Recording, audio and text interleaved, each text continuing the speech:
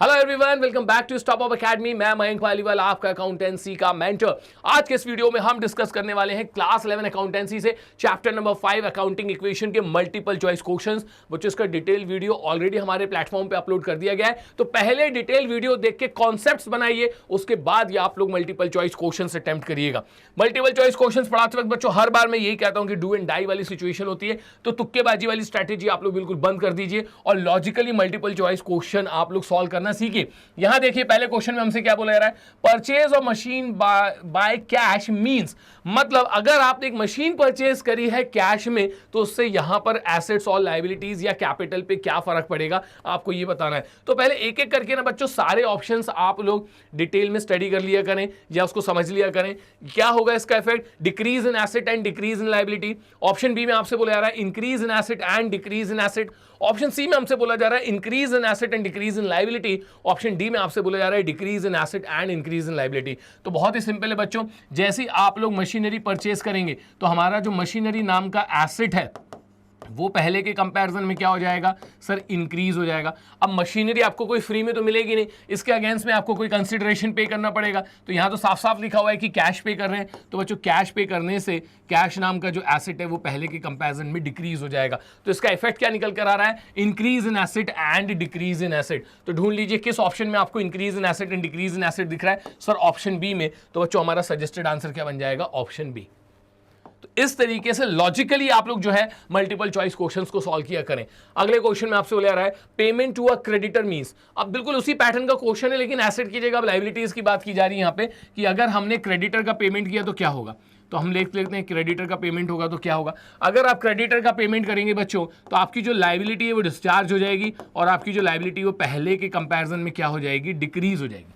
अब जब आप क्रेडिटर को पे करोगे तो उसके लिए आपको उनको कैश पे करना पड़ेगा। तो कैश नाम का हमारा जो एसेट है बच्चों वो भी पहले के कंपैरिजन में क्या हो जाएगा, डिक्रीज हो जाएगा। तो हमें देखना है किस ऑप्शन के अंदर आपके एसेट और लायबिलिटी दोनों ही डिक्रीज होनी चाहिए, decrease in asset decrease in liability. तो ऑप्शन बी के अंदर हमारे एसेट्स और लायबिलिटीज दोनों ही डिक्रीज हो रहे हैं, जो कि इस पर्टिकुलर ट्रांजेक्शन का अल्टीमेट इफेक्ट है।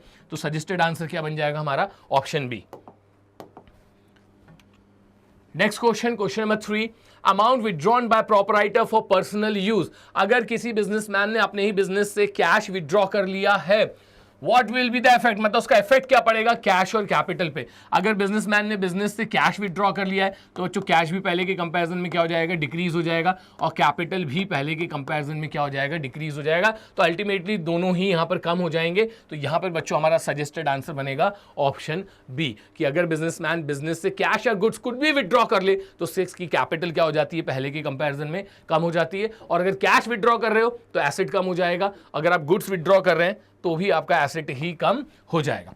नेक्स्ट है हमारे पास question number 4, which accounting equation is incorrect out of the following. आपको बताना है इसमें से कौन सी अकाउंटिंग इक्वेशन जो है वो इनकरेक्ट है। चलिए एक एक करके देख लेते हैं। Liabilities equals to assets minus capital, ये बिल्कुल सही है कि एसेट्स में से अगर कैपिटल माइनस कर दो तो हमें लायबिलिटीज मिल जाती है, या फिर एसेट्स में से लायबिलिटीज माइनस कर दो तो हमें कैपिटल मिल जाता है। तो ये बात तो भैया यहाँ पे बिल्कुल सही है। आगे आपसे बोला जा रहा है assets equals to liabilities minus capital, बिल्कुल गलत बात। यहाँ पर अगर assets equals liabilities plus capital लिखा रहता ना तो फिर ये आंसर हमारा सही हो जाता।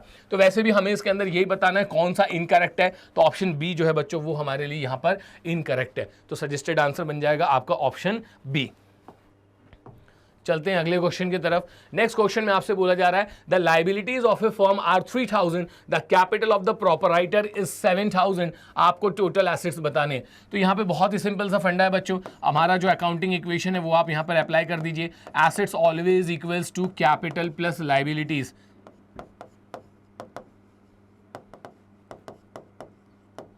तो यहां देखेंगे हम लोग एसेट तो हमको यहाँ पे गिवन नहीं क्योंकि वही तो हमें कैलकुलेट करके दिखाना है। कैपिटल की अगर मैं बात करूं तो बिजनेसमैन का कैपिटल कितना है, 7000 का।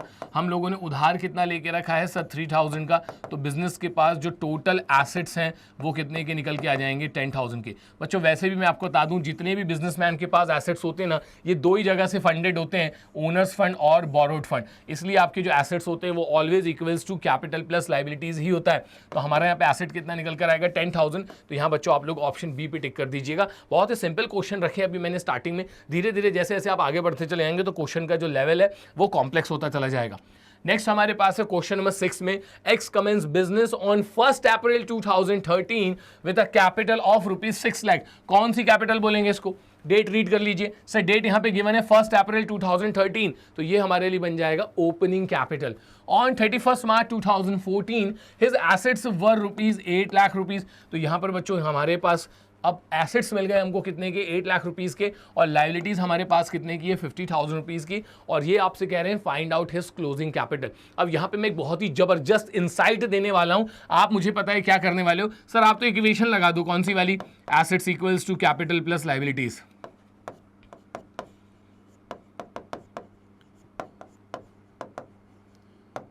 अब बच्चों मेरी बात बहुत ध्यान से सुनना, इस पर्टिकुलर एक्सप्रेशन को यूज करके आप जब कभी भी कैपिटल निकालेंगे ना, वो हमेशा क्लोजिंग कैपिटल ही निकल कर आएगी। मतलब अगर आप assets equals to capital plus liabilities वाली इक्वेशन को यूज करेंगे तो उसमें जो कैपिटल होती है वो हमेशा क्लोजिंग कैपिटल ही होती है। अब आप एक काम करिए, यहाँ पे वैल्यू पुट कर दीजिए, तो देख सकते हैं हम लोग के पास एसेट्स कितने के हैं सर? 8 लाख रुपीज के। क्लोजिंग कैपिटल सर वही तो हमको पता लगाना है, तो यहाँ पे बच्चों मैं इसको लिख देता हूँ सीसी या फिर क्लोजिंग कैपिटल प्लस लाइबिलिटीज हमको कितनी गिवन है? 50,000। ट्रांसपोजिशन कर दीजिए बच्चों, तो आपका जो क्लोजिंग कैपिटल है वो यहाँ पर निकल कर आ जाएगा 7,50,000। तो आप देख सकते हैं कि इसके अंदर हमें कहीं पर भी ओपनिंग कैपिटल की कोई भी जरूरत नहीं पड़ी है, क्वेश्चन के अंदर जानबूझ के गिवन है। तो अगर आपके जो कॉन्सेप्ट है ना वो क्लियर नहीं है तो फिर आप भी कहीं ना कहीं 6 लाख को यूज करके अपने आंसर को क्या कर लेंगे? गलत कर लेंगे। तो हम देख सकते हैं यहाँ पे क्लोजिंग कैपिटल कितना निकल कर आ रहा है? 7,50,000। किस ऑप्शन के अंदर गिवन है सर? Option A. तो आपका सजेस्टेड आंसर हो जाएगा बच्चों ऑप्शन ए। नेक्स्ट क्वेश्चन पे आते हैं। क्वेश्चन नंबर 7 में हमसे बोला जा रहा है an increase in one asset is accompanied by, मतलब जब कभी भी कोई भी एसेट इंक्रीज होता है तो उसका अगला इफेक्ट क्या होता है, आपको यहां पर ये बताना है। बहुत ही लॉजिकली मैं आपको बताऊंगा, अगर यहां पे एक एसेट इंक्रीज हो रहा है ना तो फिर दूसरा एसेट डिक्रीज भी हो सकता है। देखें जरा कैसे। तो पहला मैं आपको यहां पे बता रहा हूं कि अगर एक एसेट इंक्रीज होता है तो जैसे सपोज आप लोगों ने बच्चों मशीनरी परचेज करी है, तो यहाँ पे मशीनरी नाम का आपका एसेट क्या हो जाएगा? पहले के कंपैरिजन में सर ये इंक्रीज हो जाएगा, और इसके अगेंस्ट में हमको क्या पे करना पड़ेगा? कैश। तो आपका जो कैश नाम का एसेट है ना वो पहले के कंपैरिजन में क्या हो जाएगा? डिक्रीज हो जाएगा। ठीक है, तो इसके अलग अलग मैं यहाँ पे अभी आपको ऑल्टरनेटिव बता रहा हूँ। तो यहाँ पे हम लोग देख सकते हैं कि अगर आपका एक एसेट बढ़ता है तो उसके हम कंपैरिजन में एक एसेट कम भी हो सकता है। अगला केस क्या बना सकता हूं मैं कि अगर हमारा मशीनरी हम लोगों ने परचेज करी है तो मशीनरी नाम का आपका जो एसेट है वो पहले के कंपैरिजन में क्या हो जाएगा सर? वो पहले के कंपैरिजन में इंक्रीज हो जाएगा। अब सपोज अगर आपने ये जो मशीन है ये क्रेडिट पे परचेज करी है, तो क्रेडिट पे परचेज अगर आपने करी है तो सर हमारी जो लायबिलिटी है वो भी पहले के कंपैरिजन में क्या हो जाएगी? इंक्रीज हो जाएगी। तो यहाँ पे दो बच्चों आपके पास ऑप्शंस आ गए हैं। इसके अलावा आपसे बोला जा रहा है कि अगर कोई एसेट बढ़ता है तो क्या कैपिटल भी इंक्रीज हो सकती है क्या? बिल्कुल देख लेते हैं आप लोग। तो यहाँ पे समझिए कि बिजनेसमैन ने बिजनेस में एडिशनल कैपिटल इंट्रोड्यूस कराया है। तो अगर बिजनेसमैन बिजनेस में एडिशनल कैपिटल इंट्रोड्यूस कराएगा तो इससे आपका जो कैश नाम का एसेट है बच्चों वो पहले के कंपेरिजन में क्या हो जाएगा? इंक्रीज हो जाएगा। And on the other hand हमारी जो कैपिटल है बिजनेस के अंदर वो भी पहले के कंपेरिजन में क्या हो जाएगी? इंक्रीज हो जाएगी। तो ये तीन ऑल्टरनेटिव होते हैं हमारे पास। जब कभी भी आपका एक एसेट इंक्रीज होता है तो उसके अगेंस्ट में ये तीन पॉसिबिलिटीज होती हैं। तो अगर हमारा एसेट इंक्रीज हो रहा है तो क्या दूसरा एसेट डिक्रीज हो सकता है? हाँ जी, देखो मैंने यहां प्रूफ करके दिखाया है। अगर हमारा एक एसेट इंक्रीज होता है तो क्या हमारी लायबिलिटी भी इंक्रीज हो जाएगी? यहां देखो बच्चों मैंने आपको प्रूफ करके दिखाया। अगर हमारा एसेट इंक्रीज होता है तो क्या कैपिटल भी इंक्रीज हो सकती है? बिल्कुल हो सकती है। तो इसका सजेस्टेड आंसर क्या बनेगा बच्चों? All of these. इस तरीके से आप बिल्कुल अकाउंटेंसी के अंदर उतर जाइए। मैं एक चीज बताऊं आपको, बहुत मजा आएगा, बहुत प्यारा सब्जेक्ट है। नेक्स्ट अगले क्वेश्चन में आपसे बोला जा रहा है कि डिक्रीज इन वन लायबिलिटी में लीड टू। तो इसी तरीके का है यहां पे भी क्वेश्चन कि अगर कोई लायबिलिटी कम हो रही है तो क्या उससे एसेट भी कम हो जाएगा? हाँ बिल्कुल कम हो जाएगा। कैसे? अगर आपकी लायबिलिटी कम हो रही है तो आप एक एग्जांपल बना लीजिए कि आपने किसी लायबिलिटी का पेमेंट कर दिया है। जैसे ही आप उस लायबिलिटी का पेमेंट करेंगे आपकी लायबिलिटी पहले के कंपैरिजन में कम हो जाएगी, और पेमेंट करेंगे तो ऑन द अदर हैंड आपका कैश भी जो है वो पहले के कंपैरिजन में क्या हो जाएगा? कम हो जाएगा। तो अगर लायबिलिटी कम हो रही है तो उसके साथ साथ आपका एसेट भी कम हो सकता है। नेक्स्ट आपसे बोला जा रहा है इंक्रीज इन अनदर लायबिलिटी। क्या एक लायबिलिटी कम होती है तो दूसरी लायबिलिटी इंक्रीज हो सकती है क्या? बिल्कुल हो सकती है बच्चों। आपका कोई क्रेडिटर है, आपका कोई क्रेडिटर है और इस क्रेडिटर को आपने क्या दे दिया है, बिल्स पेबल, तो यहां पर आपकी एक लायबिलिटी क्या हो जाएगी, कम हो जाएगी, लेकिन दूसरी लायबिलिटी क्या हो जाएगी, इंक्रीज हो जाएगी। तो ये ऑप्शन भी पॉसिबल है। तो अगर हम बात करें यहां पर कि decrease in one liability may lead to, तो वो ऑप्शन ए भी हो सकता है, वो ऑप्शन बी भी हो सकता है, इसलिए हमारा सजेस्टेड आंसर क्या बनेगा, option C. Next question number 9, which of the following equation is correct. आपको यह बताना है कि इन चारों इक्वेशन में से कौन सी इक्वेशन सही है। तो इस टाइप का क्वेश्चन बच्चों ऑलरेडी अभी अपन लोग डील कर चुके हैं कि asset plus capital equals to liabilities है क्या, गलत है भैया, गलत है। Assets plus capital equals to liabilities नहीं हो सकता है, asset equals to capital plus liabilities होता है। ये कह रहे हैं कि एसेट में से अगर लायबिलिटीज को माइनस कर दें तो क्या कैपिटल मिल जाएगा क्या, हाँ ये वाली इक्वेशन बिल्कुल सही है। मैं आपको समझाता हूं, हमारे पास जो कुछ भी है, सपोज मेरे पास 10,000 के एसेट्स हैं, सपोज मेरे पास 10,000 के एसेट्स हैं, उसमें से 4,000 जो है वो मैंने आउटसाइडर से लेके रखा है। तो 10,000 के एसेट्स में से अगर मैं अपने 4,000 की लायबिलिटी माइनस कर दूंगा तो मुझे पता चल जाएगा कि भाई हमारा ओनर्स कंट्रीब्यूशन कितना है। तो वही चीज यहां पे बोला जा रहा है कि एसेट्स में से अगर लायबिलिटीज को माइनस कर दो तो क्या हमें कैपिटल मिल जाएगा, बिल्कुल मिल जाएगा। तो इन चारों में से बच्चों काउंटिंग इक्वेशन कौन सी सही है, सर ऑप्शन बी। चलिए नेक्स्ट क्वेश्चन में देख लेते हैं हमारे पास क्या है। नेक्स्ट क्वेश्चन बच्चों हमसे बोला जा रहा है विच of the following is correct. तो हमको ये बताना है कि इसमें से कौन सा सही है। तो सबसे पहले आप यहां देख लो कि assets minus liabilities equals to capital, हाँ ये बात बिल्कुल सही है। लेकिन यहां पर जो ऑप्शंस है ना, उसमें आपको यहां पर इसको जस्टिफाई करके दिखाना है कि इनमें से कौन सा ऑप्शन है जिसमें से अगर आप एसेट्स में से लायबिलिटीज माइनस कर देंगे तो आपका जो कैपिटल है वो बिल्कुल सही निकल कर आएगा। ऑप्शन 1 देखिए, यहां आपसे बोला जा रहा है कि 7,85,000 के अगर मेरे पास एसेट्स हैं और उसमें से मैं अगर 1,25,000 के लायबिलिटीज जो आउटसाइडर कॉन्ट्रीब्यूशन है उसको सब्ट्रैक्ट कर दूंगा तो बच्चों मुझे यहाँ पे ओनर्स कॉन्ट्रीब्यूशन मिल जाएगा। तो आप माइनस करके देख लीजिए, 7,85,000 में से आप 1,25,000 माइनस करेंगे तो 6,60,000 ही आएगा। लेकिन अभी थोड़ा सा और इसमें डिस्कशन कर लेते हैं। यहां देखो 8,20,000 में से ये 2,80,000 को माइनस करें, या माइनस का साइन लगा हुआ है तो यहां पर भी आपको उसको माइनस ही करना है। और माइनस करने के बाद ये कह रहे हैं कि 11 लाख रुपीस आएगा, बिल्कुल गलत जवाब। इसके बाद हम देखेंगे 9,55,000 में ये लोग 1,15,000 को माइनस कर रहे हैं तो 8,20,000 नहीं आता है, 8,40,000 आता है, मतलब ये वाला इक्वेशन भी यहां पर गलत है। और 5,42,000 में से 6,54,000 माइनस कर रहे हैं और इनके पास पॉजिटिव का 1,12,000 आ रहा है, बच्चों ये भी गलत है। तो इन चारों ऑप्शन में से हमारे पास कौन सा ऑप्शन बिल्कुल सही है, सर ऑप्शन ए। तो आपको बस यहां पे प्रूफ करके दिखाना था कि किसके अंदर एसेट्स और लायबिलिटीज की बिल्कुल सही वैल्यूज रखी हुई हैं। तो ऑप्शन ए के अंदर बच्चों सही वैल्यूज रखी हुई हैं, तो हमारा सजेस्टेड आंसर हो जाएगा ऑप्शन ए। आगे चलते हैं। आगे क्वेश्चन नंबर 11 में हमसे बोला जा रहा है if a firm borrows a sum of money there will be, अगर हम किसी से पैसा उधार ले लेते हैं तो इसका क्या कैपिटल पे कोई फर्क पड़ेगा, क्या इससे कैपिटल इंक्रीज होगी, क्या इससे कैपिटल डिक्रीज होगी, या फिर इससे कैपिटल का कोई भी फर्क नहीं पड़ने वाला है। तो अभी देख लेते हैं कि अगर मैंने किसी से बच्चों कैश बोरो करा है, कैश में लोन लेके रखा है, तो यहां पर हमारा कैश नाम का एसेट जो है वो क्या हो जाएगा, पहले के कंपैरिजन में इंक्रीज हो जाएगा। और बच्चों हमारी जो लायबिलिटी है वो भी पहले के कंपैरिजन में क्या हो जाएगी, इंक्रीज हो जाएगी। मतलब अगर आप किसी से बोरविंग्स करते हैं तो इसका कैपिटल पे किसी भी तरीके का कोई भी फर्क नहीं पड़ता है। तो हमारा सजेस्टेड आंसर क्या हो जाएगा, option C, no effect on capital. Next question पे आते हैं बच्चों। क्वेश्चन नंबर 12 में हमसे बोला जा रहा है outstanding rent is an example of, अगर आपका रेंट ड्यू हो चुका है लेकिन अगर आपने उसको पे नहीं किया है तो आउटस्टैंडिंग रेंट इनमें से कौन सा ऑप्शन आपको बिल्कुल सही लग रहा है। Increase in asset and decrease in owners liability, increase in liability and decrease in owners liability, ठीक है। तो यहां पे आप देखो बच्चों थोड़ा सा डिफरेंस है बस, और decrease in liability and owners liability, और लास्ट ऑप्शन में आपसे बोला जा रहा है increase in asset and owners liability. तो इसको बच्चों मैं आप लोगों को बिल्कुल समझा देता हूं, हो सकता है वन गो में आपको समझ में नहीं आए। बच्चों हमारी अकाउंटिंग इक्वेशन क्या होती है कि assets always equals to capital plus liabilities, यही होती है कि नहीं। अब जरा ध्यान से देखिएगा, ये आपसे कह रहे हैं कि रेंट आपका कैसा है, आउटस्टैंडिंग, मतलब एक्सपेंस तो हो चुका है लेकिन अभी आपने पे नहीं किया है। तो जितने भी एक्सपेंसेस होते हैं बच्चों उसको कैपिटल में से क्या कर दिया जाता है, माइनस कर दिया जाता है। तो सपोज हमारा जो रेंट है हम मान के चलते हैं कि XYZ उसकी वैल्यू है, तो यहां पर आप देखेंगे कि जितने भी एक्सपेंसेस होते हैं उसको कैपिटल में से माइनस कर दिया जाता है और जितनी भी इनकम होती है उसको कैपिटल में क्या कर दिया जाता है, प्लस कर दिया जाता है। तो कहीं ना कहीं यहां पर जो हमारा रेंट है नाम का खर्चा है, इससे आपकी कैपिटल पहले के कंपैरिजन में क्या हो जाएगी, डिक्रीज हो जाएगी।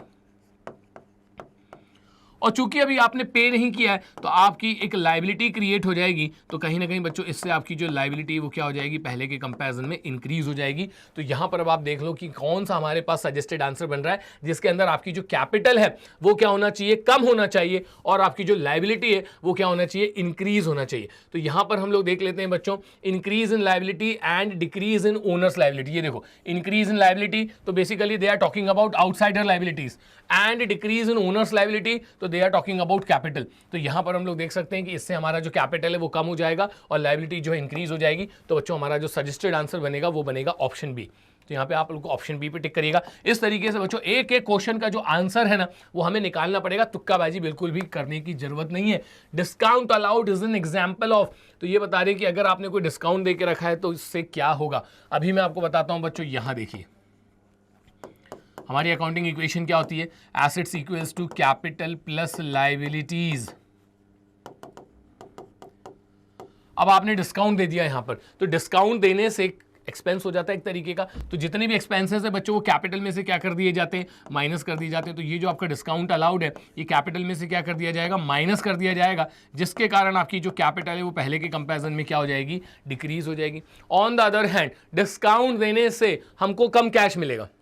यहां देखो एक एग्जांपल के थ्रू बताता हूं कि सपोज मेरा 10,000 का डेटर है और उससे मैं कितना ले रहा हूं, 9,500 ही ले रहा हूं और उसको 500 का क्या दे रहा हूं, डिस्काउंट दे रहा हूं। तो कहीं ना कहीं आप देख सकते हैं कि पहले के कंपैरिजन में हमको जो एसेट्स हैं वो क्या होंगे, कम मिलेंगे। तो बच्चों डिस्काउंट अलाउ करने से हमारा एसेट भी क्या हो जाएगा, कम हो जाएगा। तो यहां पे आपको देखना है कि ऐसा ऑप्शन जिसके अंदर आपके एसेट्स और ओनर्स कॉन्ट्रीब्यूशन दोनों ही क्या होने चाहिए, कम होना चाहिए। तो देख सकते हैं बच्चों ऑप्शन बी के अंदर लिखा हुआ है डिक्रीज इन एसेट, क्योंकि डिस्काउंट देने से आपको कैश हो पहले कंपैरिजन में कम मिलेगा, तो एसेट भी कम हो रहा है और कहीं ना कहीं इससे हमारे को लॉस हो रहा होता है, एक्सपेंस हो रहा होता है हमारे लिए। तो ओनर का जो कंट्रीब्यूशन है जिसको ओनर्स लायबिलिटी बोला जा रहा है, यहाँ पे कैपिटल भी समझ सकते हैं हम लोग, ये भी पहले के कंपैरिजन में डिक्रीज हो जाएगा। तो बच्चों हमारा सजेस्टेड आंसर बन जाएगा ऑप्शन बी। नेक्स्ट क्वेश्चन पे आते हैं। क्वेश्चन नंबर 14 में आपसे बोला जा रहा है discount received is an example of. तो एक काम करो भाई, जस्ट ऑपोजिट कर दो कि अगर हमको अब यहां पर डिस्काउंट देना नहीं पड़ रहा है, डिस्काउंट हमको मिल रहा है, तो डिस्काउंट मिलने से हमको फायदा होगा। तो पहले के कंपैरिजन में हमारी जो कैपिटल है बच्चों वो क्या हो जाएगी, इंक्रीज हो जाएगी। और जब आपको डिस्काउंट मिलता है तो हमें पहले के कंपैरिजन में अपने क्रेडिटर्स को कम पैसा देना पड़ता है, तो आपकी जो लायबिलिटीज है वो पहले के कंपैरिजन में क्या हो जाएगी बच्चों, कम हो जाएगी। तो यहां पर आपका जो सजेस्टेड आंसर बनेगा वो बनेगा increase in capital and decrease in liability. तो decrease in liability and increase in owners liability आपका बच्चों सजेस्टेड आंसर बनेगा ऑप्शन डी। इस तरीके से आप लोग लॉजिकली क्वेश्चन को अटेम्प्ट करेंगे, आपका एक ही बार में बिल्कुल सही आंसर आएगा। अगले क्वेश्चन में आपसे बोला रहा है bad debt return of is an example of. तो बैड डेट का मतलब क्या होता है, पैसा डूब गया तो हमको क्या हो जाएगा, नुकसान हो जाएगा। तो पहले के कंपैरिजन बच्चों हमारी जो कैपिटल है वो क्या हो जाएगी, कम हो जाएगी। अब बैड डेट मतलब जिससे पैसा लेना था वो हमको पैसा नहीं दे रहा है, तो हमारे जो डेटर्स नाम के एसेट्स हैं ये भी पहले के कंपैरिजन में क्या हो जाएंगे, डिक्रीज हो जाएंगे। तो आपको यहाँ पे एक ऐसा ऑप्शन देखना है जिसमें एसेट और आपकी कैपिटल दोनों ही कम हो रही है। तो हम देख सकते हैं ऑप्शन बी के अंदर हमारा जो एसेट है वो भी कम हो रहा है और जो कैपिटल है वो भी कम हो रही है। तो सजेस्टेड आंसर हो जाएगा बच्चों ऑप्शन बी। अगले क्वेश्चन की तरफ चलते हैं। क्वेश्चन नंबर 16 में हमसे क्या बोला रहा है, bad debt recovered is an example of. Just opposite कर लो, अब हमारा जो कैपिटल है वो बैड डेट रिकवर्ड हो रहा है तो उसके कारण पहले के कंपैरिजन में इंक्रीज हो जाएगा। सर कैसे भाई, डूबा हुआ पैसा अगर आपको वापस मिल रहा है तो फायदा नहीं होगा क्या, और फायदा किसको पहुंचाएंगे, हम बिजनेसमैन को पहुंचा देंगे। तो कैपिटल आपका पहले के कंपैरिजन में क्या हो जाएगा, इंक्रीज हो जाएगा। और डूबा हुआ पैसा अगर मुझे वापस मिल गया तो मुझे कैश मिलेगा, इससे हमारा जो एसेट्स है वो पहले के कंपैरिजन में क्या हो जाएगा, इंक्रीज हो जाएगा। तो अगर बैड डेट रिकवर हो जाते हैं तो इससे कैपिटल भी इंक्रीज होता है और एसेट भी इंक्रीज होता है। ढूंढ लो भाई कहां पर आपका कैपिटल और एसेट दोनों ही इंक्रीज हो रहे हैं। सर ऑप्शन ए के अंदर जहां पे आपका एसेट इंक्रीज हो रहा है और कैपिटल भी इंक्रीज हो रहा है। तो सजेस्टेड आंसर जाएगा ऑप्शन ए। नेक्स्ट बच्चों क्वेश्चन नंबर 17 में आते हैं। An example of decrease in liabilities and increase in owners capital. तो यहां बच्चों ये चार तरीके के हमको यहां पे एक तरीके समझ लो ट्रांजैक्शंस लिखे हुए हैं और इसमें आपसे बोला जा रहा है कि बताओ इसमें से किस ट्रांजैक्शन का रिजल्ट क्या होगा कि आपकी जो लायबिलिटीज है वो पहले के कंपैरिजन में क्या होनी चाहिए, कम होनी चाहिए, और आपकी कैपिटल भी जो है वो पहले के कंपैरिजन में बढ़ जानी चाहिए। तो देखते हैं भैया कौन सा है। Accrued interest. अक्रूड इंटरेस्ट से जो है बच्चों हमारा यहाँ पे जो एसेट है वो पहले के कंपैरिजन में इंक्रीज हो जाता है और हमारी कैपिटल भी जो है वो पहले के कंपैरिजन में इंक्रीज हो जाती है। तो ये तो इसका सजेस्टेड आंसर नहीं बन रहा है। आउटस्टैंडिंग रेंट से हमारा जो खर्चा है तो कैपिटल क्या हो जाएगी, कम हो जाएगी, और पे नहीं किया है बच्चों तो हमारी जो लायबिलिटी है वो पहले के कंपैरिजन में क्या हो जाएगी, इंक्रीज हो जाएगी। बिल्स पेबल एक्सेप्टेड, तो इससे बच्चों आपके जो क्रेडिटर्स नाम की लायबिलिटी है वो पहले के कंपैरिजन में कम हो जाएगी, और बिल्स पेबल नाम की जो लायबिलिटी वो पहले के कंपैरिजन में इंक्रीज हो जाएगी। Conversion of partners loan into capital, तो ये जो पार्टनर का लोन है तो यहां पे आपकी जो लायबिलिटी है वो पहले के कंपैरिजन में क्या हो जाएगी, कम हो जाएगी, और यहां पे कैपिटल में कन्वर्ट हो दिया तो जो इंटरनल लायबिलिटी है आपकी वो पहले के कंपैरिजन में इंक्रीज हो जाएगी। तो देखें जरा क्या पूछा जा रहा था क्वेश्चन में, लायबिलिटी क्या होनी चाहिए, कम होनी चाहिए, और कैपिटल क्या होना चाहिए, बढ़ जाना चाहिए। बच्चों सजेस्टेड आंसर आपका बन जाएगा ऑप्शन डी।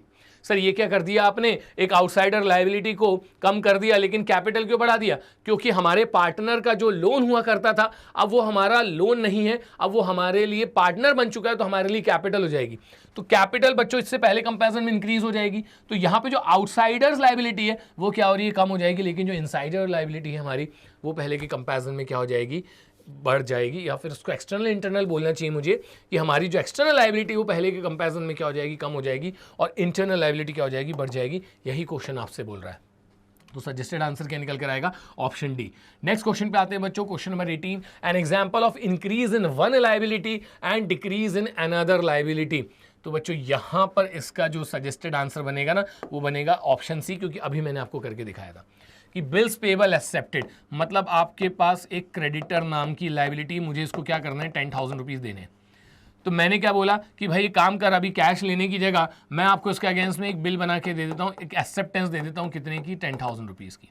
तो ये जो आपका क्रेडिटर था ना, अब ये वाली लायबिलिटी क्या हो जाएगी, कम हो जाएगी, लेकिन उसी की जगह मैंने उसको ट्रांसफॉर्म कर लिया है किसके अंदर, बिल्स पेबल के अंदर, तो एक नई लायबिलिटी क्या हो जाएगी, क्रिएट हो जाएगी। तो यहाँ बच्चों बिल्स पेबल एक्सेप्टेड से एक लायबिलिटी क्या होती है, कम होती है, तो दूसरी लायबिलिटी क्या हो जाती है, इंक्रीज हो जाती है। यही क्वेश्चन में आपसे पूछा जा रहा है कि बताइए इनमें से वो कौन सा ट्रांजेक्शन है जिससे एक लायबिलिटी कम होगी तो दूसरी लायबिलिटी इंक्रीज हो जाएगी। सर ऑप्शन सी से हो जाएगा ऐसा। क्वेश्चन नंबर 19 में हमसे बोला जा रहा है an example of increase in asset and increase in owners capital. अब आप बताइए कि इन चारों में से वो कौन सा ट्रांजैक्शन है जिससे एसेट भी बढ़ना चाहिए और कैपिटल भी बढ़ना चाहिए, तो वो है बच्चों ऑप्शन ए। देखते हैं कैसे, अक्रूड इंटरेस्ट। अक्रूड इंटरेस्ट का मतलब होता है मैंने इंटरेस्ट अर्न कर लिया है लेकिन अभी तक कैश में रिसीव नहीं किया है, तो क्योंकि मैंने इंटरेस्ट अर्न कर लिया है तो बच्चों इससे हमारी जो कैपिटल है वो पहले के कंपैरिजन में इंक्रीज हो जाएगी। क्यों इंक्रीज हो जाएगी भाई, पैसा कमा रहा हूं तो इससे कैपिटल क्या होती चली जाती है, बढ़ती चली जाती है, लेकिन चूंकि मुझे अभी तक मिली नहीं है ना तो हमारा जो डेटर नाम का एसेट है वो भी क्या हो जाएगा, इंक्रीज हो जाएगा। तो यहाँ पर बच्चों इसका सजेस्टेड आंसर क्या बन जाएगा, अक्रूड इंटरेस्ट, जो कि ये शो कर रहा है कि वो एक ऐसा ट्रांजैक्शन है जिससे एसेट भी इंक्रीज होता है और कैपिटल भी इंक्रीज होती है। तो आप देख सकते हैं बच्चों ये सब बहुत ही कॉन्सेप्चुअल मल्टीपल चॉइस क्वेश्चंस हैं, मैंने अपने इन्हीं हाथों से छाट के आप लोगों के लिए बनाए हैं। तो आप यहाँ पे मेहनत करेंगे तो बच्चों सब्जेक्ट पे आपकी जो कमांड है वो डे बाय डे इंक्रीज होते चली जाएगी। अब क्या कह रहे हैं ओपनिंग कैपिटल है 10,000 का, प्रॉफिट हमारे पास साल भर में हुआ है 5,000 रुपए का, ड्राइंग्स इसने कर ली बिजनेसमैन ने 2,000 की, एडिशनल कैपिटल बंदे ने लगाया 1,000 का, कह रहे हैं क्लोजिंग कैपिटल निकाल के दिखाओ। अब मैक्सिमम बच्चा सर एक काम करेंगे ना, वो फॉर्मूला लगा देंगे जो आप लोगों ने हमको डिटेल वीडियो में बताया था। भाई पहली बात तो वो कोई फॉर्मूला होता नहीं है, मैं हर बार आपसे कहता हूँ कि अकाउंटेंसी में फॉर्मूले होते ही नहीं है, ये सब बहुत ही डेरिवेशंस हैं, कॉन्सेप्चुअल इनको बनाया गया है, आप भी इनको बनाना सीख सकते हैं। देखो भाई मैंने बिजनेस स्टार्ट किया, क्या बोलेंगे उसको, ओपनिंग कैपिटल। मैंने बिजनेस में से पैसे निकाल लिए तो एक काम करो ड्राइंग्स को क्या कर लो, माइनस कर लो। मैंने बिजनेस में और पैसे लगा दिए तो एक काम करो एडिशनल कैपिटल को क्या कर लो, प्लस कर लो। अब हमको प्रॉफिट हुआ है तो एक काम करो उसको प्लस कर लो, और लॉस होता तो उसको क्या कर लेना, माइनस कर लेना। तो ऑटोमेटिकली मुझे क्या मिल जाएगी, क्लोजिंग कैपिटल। तो मैंने बिजनेस कितने से स्टार्ट किया था सर, 10,000 रुपीज़ की जो है वो है मेरी ओपनिंग कैपिटल, प्लस नहीं पहले माइनस करो सर, ड्राइंग जो है वो मुझे क्या करना पड़ेगा बच्चों, माइनस करना पड़ेगा, है ना। चलिए तो यहां पर हमारी जो ड्राइंग्स है, ड्राइंग्स मतलब मैंने कितने पैसे बाहर निकाल लिए, 2,000 बाहर निकाल लिए तो उसको कैपिटल में से माइनस कर दो। एडिशनल कैपिटल मैंने और पैसे लगाए हैं, कितने 1000, एक काम करो उसको प्लस कर दो, और इस साल हमको जो प्रॉफिट हुआ है वो कितने का हुआ है, सब प्रॉफिट हुआ है 5000 रुपीज़ का, तो उसको प्लस कर दीजिए, खुद ब खुद आपको बच्चों क्लोजिंग कैपिटल मिल जाएगी। तो करिए जरा इनको, प्लस माइनस कितना हो रहा है सर, ये हो रहा है आपका 16 - 2, मतलब ये हो जाएगा सर 14,000 रुपीज़ का हमारा क्लोजिंग कैपिटल आएगा। ये रहा ऑप्शन ए 14,000, इसको टिक करके आइएगा और 1 मार्क लेकर आ जाइएगा। क्वेश्चन नंबर 21 में इसी टाइप के क्वेश्चन से सारे पैटर्न के क्वेश्चन बच्चों में आप लोगों के लिए लेकर आता हूं। जैसे कि मैंने आपसे कहा है कि इस बार की तैयारी है हमारी जिम्मेदारी, आपको ये सब देखने के बाद और प्रैक्टिस करने के बाद कहीं जाने की जरूरत नहीं पड़ेगी, देख लेना। तो क्लोजिंग कैपिटल हमारी कितनी है सर, 20,000 रुपीज़ की है। लॉस हमको कितने का हो गया अब की बार सर, 1,000 रुपीज़ का हो गया है। ड्राइंग्स हमने कितने की करी है सर, 3,000 रुपीज़ की। एडिशनल कैपिटल कितना लगाया गया है सर, 4,000 रुपीज़ का। अब की बार आपको ओपनिंग कैपिटल बताना है, तो कौन सी बहुत बड़ी बात है इसके अंदर, हम वापस से वही डेरिवेशन लगा देंगे, क्लोजिंग कैपिटल इक्वल्स टू। बच्चों ये सब जब लिखते हो ना तो मन में बिल्कुल इसको आप लोग समझ समझ के लिखा करें। कैसे, हमने बिजनेस स्टार्ट किया, ओपनिंग कैपिटल, हमने इसमें से कुछ अमाउंट विड्रॉ कर लिया, ड्राइंग्स को कर दो माइनस, बंदे ने और पैसा लगाया बिजनेस में, एडिशनल कैपिटल को कर दो प्लस, और प्रॉफिट होता तो प्लस कर देता, लेकिन प्रॉफिट नहीं, मुझे लॉस हो रहा है तो लॉस को मैं यहाँ पे क्या कर दूंगा, माइनस। अब बस वैल्यू पुट कर दो, ट्रांसपोजिशन करके आपको आपका आंसर है वो मिल जाएगा। तो क्लोजिंग कैपिटल कितनी गिवन है सर, 20,000, तो बच्चों यहाँ मैं मेंशन कर दूंगा कितना, 20,000। ओपनिंग कैपिटल सर ये तो अपन ने ना पता लगानी है, तो इसको वैसे का वैसा लिख दो बच्चों, ओपनिंग कैपिटल प्लस और माइनस, देखते हैं तो पहले आ रहा है माइनस यहाँ पे ड्राइंग्स का। ड्राइंग्स कितनी करके रखी है सर हमने, 3,000 रुपीज़ की, तो बच्चों यहाँ लिख दीजिए आप लोग 3,000। इसके बाद एडिशनल कैपिटल कितना इंट्रोड्यूस किया हमने सर, 4,000 रुपीज़ का, तो वो मैं यहाँ पे प्लस कर दूंगा, और बच्चों इसमें से जो लॉस है वो मुझे माइनस करना पड़ेगा, कितने का, 1,000 रुपीज़ का।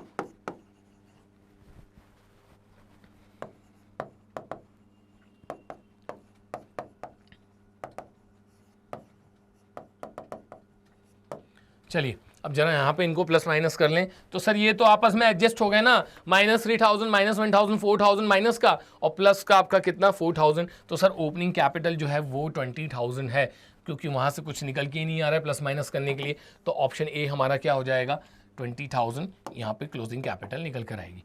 नेक्स्ट क्वेश्चन में देखते हैं बच्चों, ओपनिंग कैपिटल कितनी है 10,000, क्लोजिंग कैपिटल कितनी है 21,000, ड्राइंग्स कितनी है 2,000, एडिशनल कैपिटल कितनी 10,000। अब की बार आपको प्रॉफिट निकाल के दिखाना है, तो देखो उसी पैटर्न का क्वेश्चन है, बस मैं क्या करते चले जा रहा हूँ, आपको ये प्रैक्टिस कराते जा रहा हूँ कि इससे ना किसी भी तरीके का कोई भी वेरिएबल पूछा जा सकता है निकालने के लिए। तो आप फिर से वही वाला डेरिवेशन लगा दो कि sir closing capital equals to opening capital minus drawings plus additional capital और प्लस प्रॉफिट। ये होती बच्चों प्रैक्टिस, ठीक है ना। एक चीज मैं आपको बता दूं कि आप सोचें कि बस मैं जाऊं किसी चैप्टर को 10 मिनट देख लूं या उसके 1-2 क्वेश्चन कर लूं तो मुझसे पूरा चैप्टर बन जाएगा, ऐसा नहीं होता है भाई, बहुत मेहनत करनी पड़ती है। तो क्लोजिंग कैपिटल पे आते हैं हम लोग। क्लोजिंग कैपिटल कितनी है भाई आपके पास सर, 21,000। ओपनिंग कैपिटल कितनी गिवन है सर, 10,000। ड्राइंग्स हमको कितना गिवन है, ड्राइंग्स गिवन है सर 2,000 का। एडिशनल कैपिटल इंट्रोड्यूस कितना है सर, 10,000 प्लस प्रॉफिट, ये तो सर अपने को पता लगाना है। तो यहां पर 21,000, पहले इतना सॉल्व कर लेते हैं अपन लोग, ठीक है। तो 10 + 10 कितना हो जाएगा 20, और 20 में से 2 चला जाएगा तो यहां कितना आ जाएगा 18। अब एक काम करिए बच्चों, ट्रांसपोजिशन कर दीजिए, इसको इसमें से माइनस कर देंगे हम लोग, तो 21,000 माइनस हो जाएगा आपका 18,000, कितना निकल कर आएगा 3,000। यहाँ देख लीजिए किस ऑप्शन के अंदर 3,000 दिख रहा है सर, ऑप्शन ए के अंदर। बिल्कुल आप इसको टिक करिए, आपका आंसर एक बार में सही निकल कर आएगा। चलते हैं बच्चों आगे, अब जल्दी से फटाफट थोड़े क्वेश्चन और बच्चे उनको खत्म कर लेते हैं। क्वेश्चन नंबर 23 में हमसे बोला जा रहा है ओपनिंग कैपिटल कितनी है 20,000, क्लोजिंग कैपिटल कितनी है 10,000, प्रॉफिट हमारे पास कितने का है 5,000 का, एडिशनल कैपिटल कितनी है 1,000, और अब की बार आपको ड्राइंग्स निकाल के दिखानी है। तो आप देख सकते हो कि एक ही क्वेश्चन को मैंने 4 अलग अलग ऑल्टरनेटिव इसमें क्या कर दिए, पैटर्न में इसको डिवाइड कर दिया है, और मैं आपको सिखा रहा हूं कि कैसे एक ही डेरिवेशन से आप कोई भी वेरिएबल जो है वो कैलकुलेट कर सकते हैं। तो बच्चों यहां यहाँ पर अगर हम करेंगे तो फिर से सर आपको वही करना पड़ेगा कि आप तो एक काम करिए, क्लोजिंग कैपिटल वाला डेरिवेशन यूज कर लीजिए। तो क्लोजिंग कैपिटल इक्वल्स टू होता है बच्चों यहाँ पे ओपनिंग कैपिटल माइनस इसमें से क्या कर दी जाती है ड्राइंग्स, प्लस इसके अंदर हमें क्या करना होता है एडिशनल कैपिटल, और प्लस माइनस प्रॉफिट और लॉस। तो देखना पड़ेगा भाई यहाँ पे प्रॉफिट गिवन है कि लॉस, प्रॉफिट गिवन है तो ऐड कर दो और लॉस गिवन है तो माइनस कर देना। अब हम यहाँ से ड्राइंग्स निकाल के दिखाएंगे। तो क्लोजिंग कैपिटल हमारी कितनी है सर 10,000, ओपनिंग कैपिटल हमारे पास कितनी है सर 20,000, इसमें से ड्राइंग्स कहाँ गई भाई, ड्राइंग्स तो निकालना है, ड्राइंग्स ही निकालना है सर। एडिशनल कैपिटल इंट्रोड्यूस्ड 1,000 और प्रॉफिट फिर हमारे पास कितना है सर, ये है 5,000। एकदम क्लियर। तो एक काम करते हैं सर, पहले ना इतना सॉल्व कर लेते हैं। तो बच्चों ये हो रहा है आपका यहाँ पे 20,000 में हम लोग 1,000 जो है वो प्लस कर देंगे, 5,000 भी प्लस कर देंगे। तो सर ये हो जाएगा आपके पास 26,000। बहुत जबरदस्त ड्राइंग्स करी यार इसने बिजनेस के हिसाब से। तो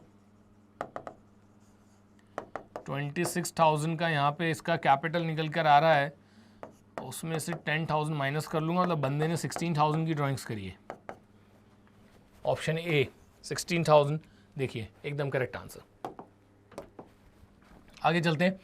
नेक्स्ट क्वेश्चन में हमसे बोला जा रहा है ओपनिंग कैपिटल है 30,000, क्लोजिंग कैपिटल है 15,000, लॉस हमको गिवन है 8,000 का, ड्राइंग्स हमको गिवन है 7,000। अब की बार बच्चों एडिशनल कैपिटल निकालना है, तो ये मैं आप लोगों के लिए छोड़ देता हूं। हालांकि मैं जैसे अगली स्लाइड पे जाऊंगा इसका आंसर जो है निकल कर आ जाएगा, तो आप लोग बच्चों इसको खुद से अटेम्प्ट करिएगा क्योंकि उसी पैटर्न का है। और एक चीज मैं आपको बता दूं, यहां पर एडिशनल कैपिटल निकल कर आएगी नील, तो खुद से जरूर प्रैक्टिस करिएगा। और अगर नील नहीं आए तो कमेंट बॉक्स में जाके बता दीजिएगा, मैं आपकी हेल्प कर दूंगा उसके अंदर।